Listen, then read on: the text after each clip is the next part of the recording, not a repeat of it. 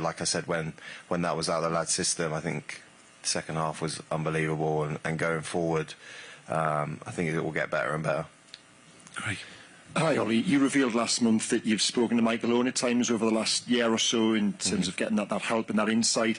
Michael Owen then spoke very well about it last week and took us inside that relationship. Just from your perspective, can you expand on that and what that's done for you? Yeah, I'm not sure. I'm not sure what he said last week. I didn't. He said you were too nice. You've got to be nastier. Oh, did he? Yeah. No. So on the pitch, I think I've definitely taken that sort of element into the games, the back end of the season. I think you saw how well I've done, and that's why I'm here in this position.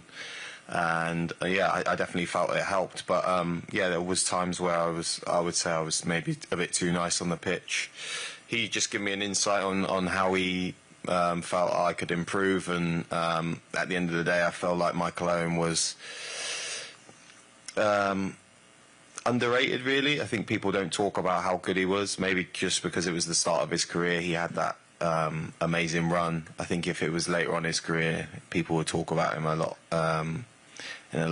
or hold him in a lot higher regard. So yeah, I just reached out to him, and yeah, it's good that I've got that kind of a player of that quality to use as a soundboard.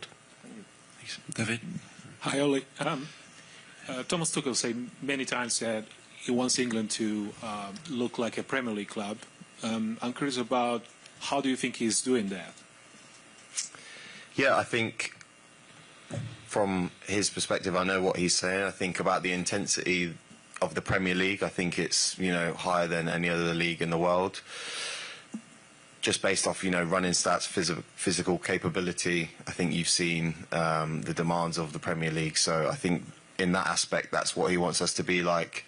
To play on the front foot and bring that high energy and be able to, keep running and physically be, very dominant. And I feel like we're doing a good job of that.